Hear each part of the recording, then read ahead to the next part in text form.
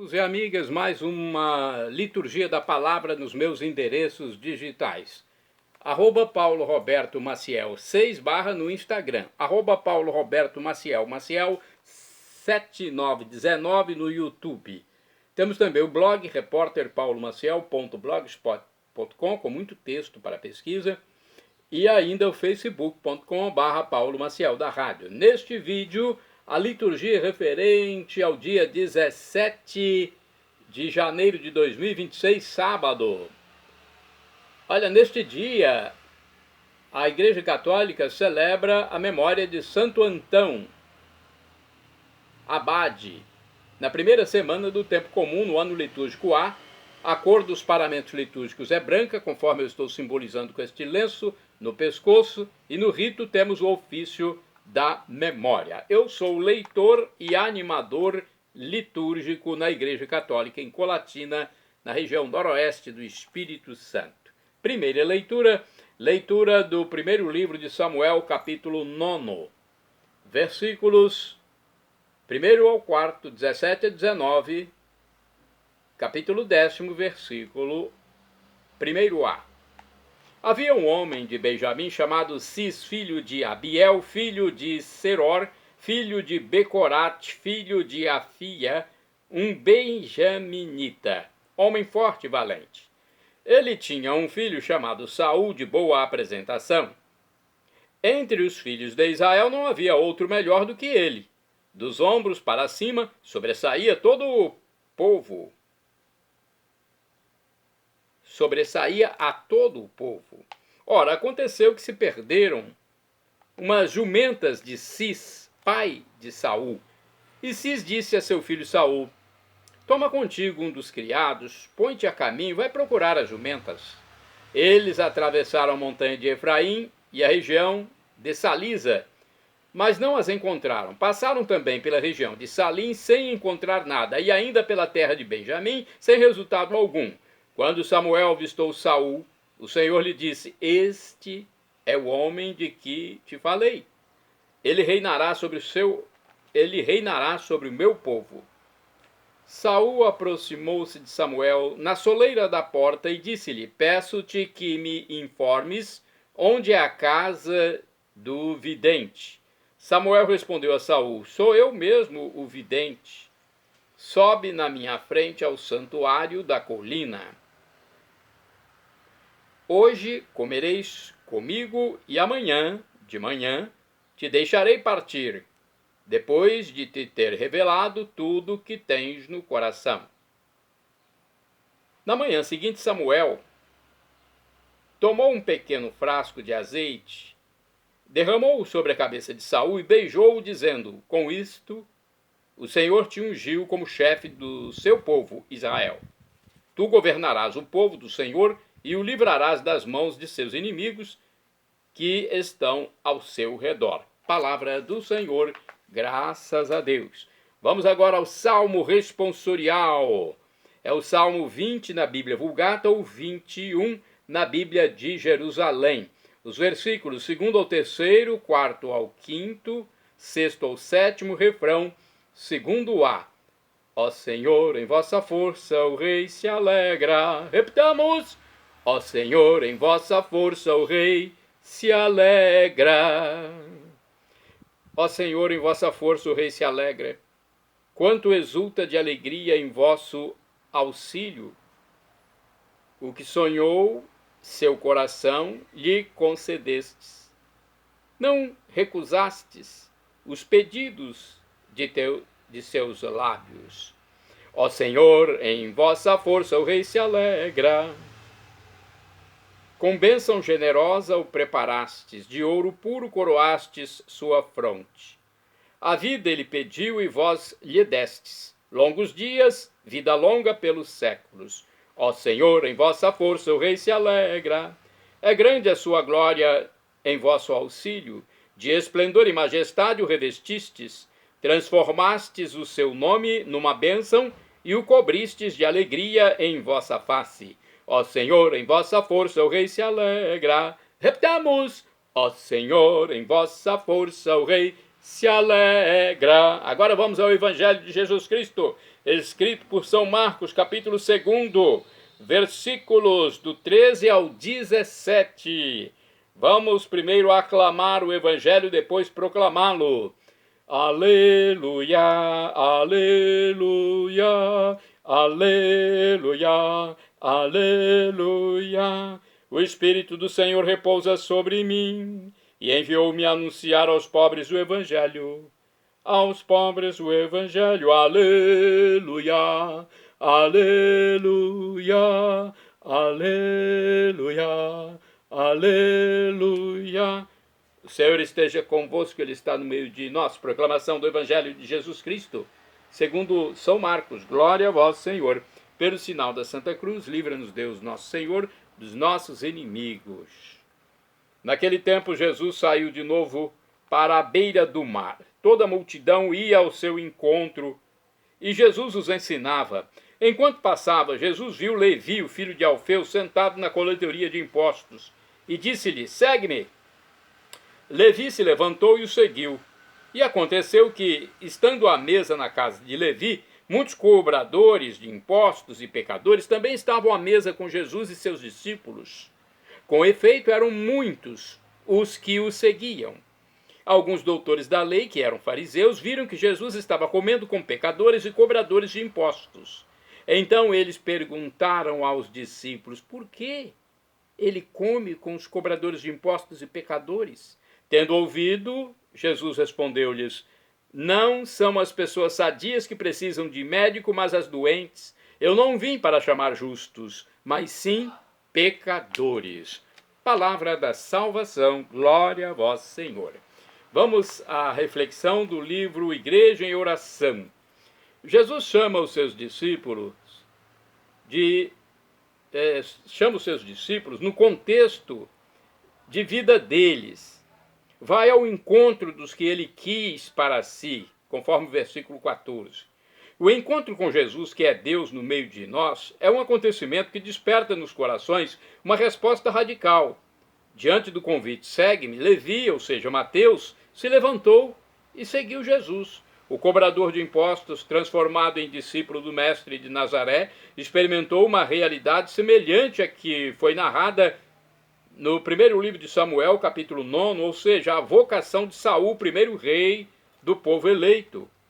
Quando Samuel avistou Saul, o Senhor lhe disse: este é o homem de quem te falei.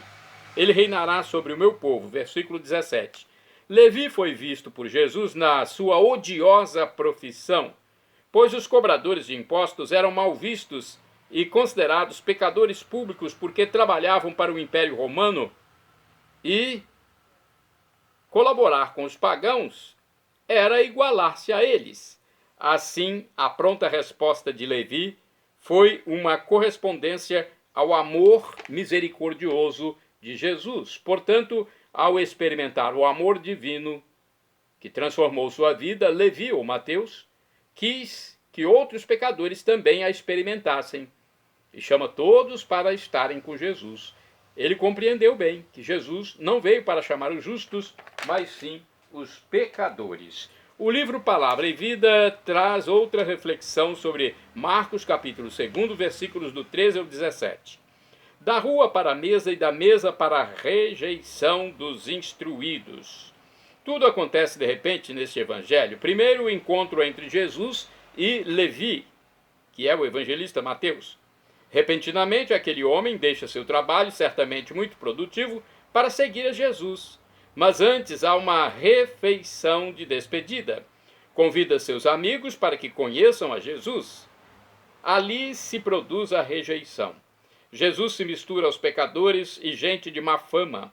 Ainda bem que a narração não termina com a rejeição, mas sim com a escolhida, com a acolhida para todos, inclusive para os fariseus e todos que eram como eles. Mais uma reflexão no livro Dia a Dia com o Evangelho. Jesus normalmente dá preferência aos pobres, aos simples. Neste episódio, porém, apresenta-se em companhia de ricos. E ainda por cima, ricos de má reputação. Levi, embora de origem judaica, pela sua profissão, cobrador de impostos, é considerado um descrente sem lei, praticamente um pagão. Também os que estavam marginalizados e excluídos da aliança podem fazer parte do reino de Deus. Essa a compreensão. A serena convivência de Jesus com os cobradores de impostos gera a pesada censura dos doutores da lei e dos escribas. Não aceitam que Jesus se misture com pessoas que eles consideram pecadoras. Estão longe de entender que Jesus veio justamente para salvar o que estava perdido, conforme Lucas 19, versículo 10. Veio para salvar a todos, independentemente de sua situação. No fim, Jesus esclarece por que procede desse modo. Vamos agora aos santos do dia. Santo Antão é santo do dia 17 de janeiro. Inclusive a missa, atenção, presidente de celebração eucarística e celebração da palavra, a missa deve ser em memória de Santo Antão, abade, que morreu em 356. Foi um grande patriarca e mestre da vida monástica. Desejoso de ser perfeito como o Pai Celeste é perfeito, iniciou sua vida de anacoreta, uma espécie de monge, aos 20 anos, nas vizinhanças de sua aldeia natal, de onde mudou-se sucessivamente para lugares cada vez mais retirados no deserto. Tornou-se famoso como grande vencedor na luta contínua contra o demônio. Faleceu em 356, aos 105 anos de idade. Olha aí, morreu centenário Santo Antão.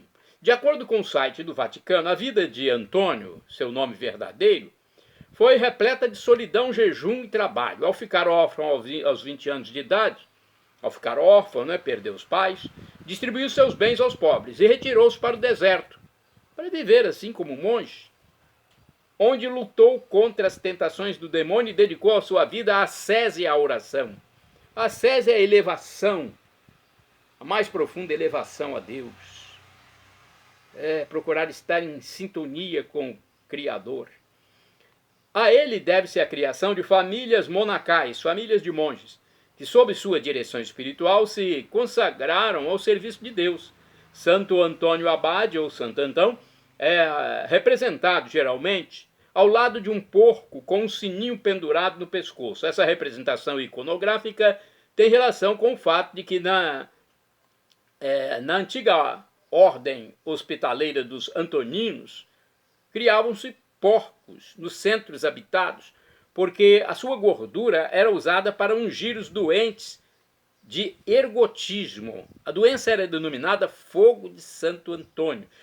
No dia de sua festa litúrgica são abençoados os animais domésticos e as estrebarias. Na iconografia é representado também com um bordão dos eremitas em forma de T, Tau, a última letra do alfabeto hebraico.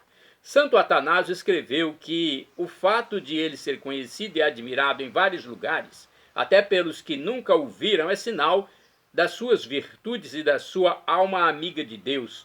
De fato, Antônio não é conhecido pelos escritos, nem por uma sabedoria profana, e tampouco por qualquer capacidade pessoal. Mas Antão é conhecido pela sua intimidade com Deus. É um santo com profunda admiração e sintonia com Deus, com Jesus. Santo do dia 17 de janeiro é São Marcelo, foi bispo e morreu em 510. Foi desterrado da diocese de Die, na França, pelo rei ariano Eurico. Santo do dia 17 de janeiro é São Sulpício, o Pio, foi bispo, morreu em 647. Bispo de Bourges, na França. Despertou admiração por sua generosidade, especialmente para com os pobres e os doentes. Santo do dia 17 de janeiro, São Gamelberto. Foi presbítero e morreu mais ou menos no ano 802. Presbítero é o mesmo que padre, sacerdote. Foi um jovem rico, ordenado sacerdote. Deu todos os seus bens para fundar o mosteiro de Metten, na Alemanha. Santa do dia 17 de janeiro é Santa Rosalina, virgem, morreu em 1329, filha de ilustre família francesa, tornou-se priora da Cartucha de Celle-Roubat, ou Roubot, na Provença, na França, destacando-se por sua abnegação e austeridade. Vamos ver aqui mais informações. Rosalina nasceu no dia 27 de janeiro de 1263 num castelo da Provença, na França. Era filha de Arnaud II de Villeneuve. Esse homem era de família muito importante na época. Antes do nascimento de Rosalina, sua mãe ouviu uma voz que disse para ela: "Você dará à luz uma rosa sem espinhos, cujo perfume embelezará todo o país." E fala-se que durante a vida terrena de Rosalina, um perfume de rosas a circundava. Teve uma autêntica educação cristã e foi solícita com as pessoas mais humildes, distribuindo a essas pessoas, no caso, a elas, esmolas em forma de comida. Aos 12 anos de idade, seu pai a surpreendeu quando estava com pães escondidos na roupa para distribuir às pessoas que menos tinham. Foi quando aconteceu o milagre das rosas.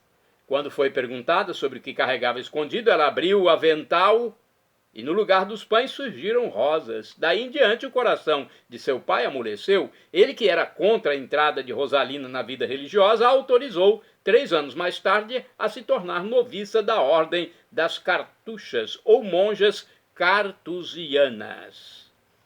Algum tempo depois, o bispo Joscelin de Orange, onde ela deveria entrar como noviça, aliás, o bispo Joscelin de Orange, voltando de uma peregrinação a Roma, conduziu-a ao convento de Santo André de Rémur, onde ela deveria entrar como noviça. De passagem por Aix, ela encontrou pela primeira vez Jacques Duès, que se tornou seu grande protetor como bispo de Fréjus, e mais tarde como papa com o nome de João XXII.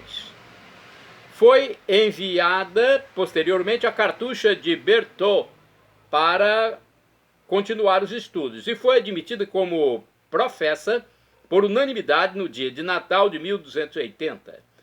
As religiosas cartuchas passavam grande parte do seu tempo sozinhas e em silêncio, só se encontravam nas horas das refeições. A noviça Rosalina foi designada para a cozinha. Certa vez caiu em êxtase e sentiu o Senhor ao seu lado. Consequentemente, esqueceu de preparar o jantar. Quando as religiosas chegaram ao refeitório, não havia nada pronto.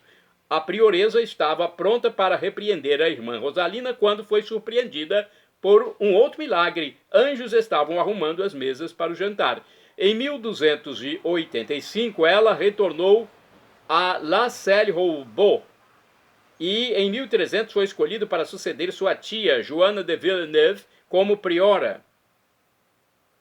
Ela permaneceu no cargo até 1328, data em que pediu para voltar a ser simples religiosa. Santa Rosalina morreu no dia 17 de janeiro de 1329, com a idade de 66 anos. Que história bonita de Santa Rosalina. 66 anos. Ela faleceu. A pedido do Papa João XXII, em 11 de junho de 1334, primeiro domingo de Pentecostes, uma exumação foi feita sob a direção de Eusear de Villeneuve, bispo de Digne. O corpo estava milagrosamente conservado, sem nenhum sinal de decomposição. Os olhos estavam vivos e brilhantes, como se ela estivesse viva. Eusear extraiu-os das órbitas, traiu os olhos e colocou-os num relicário para expô-lo à veneração do povo. Santo do dia 17 de janeiro é São Januário Sánchez Delgadillo, presbítero, ou seja, padre e mártir. Morreu em 1927, foi morto durante a perseguição anticristã em Tocolatlán, na cidade do México. Shalom Adonai é uma expressão hebraica que significa a paz de Deus, é o que eu desejo a todos vocês. El Shaddai, também do hebraico, significa Deus onipotente. Ele proverá aquilo que você deseja se for para o seu bem. O professor e escritor de mais de 100 livros da Igreja Católica diz que Deus pode nos dar uma dessas 3 respostas quando pedimos algo. O professor Felipe Rinaldo Queiroz Jaquina, em seu canal no YouTube, diz que Deus pode responder sim, não ou espere. Qualquer das três respostas devemos acatar. Afinal de contas, estamos falando com Deus, o Criador de tudo, nosso Criador.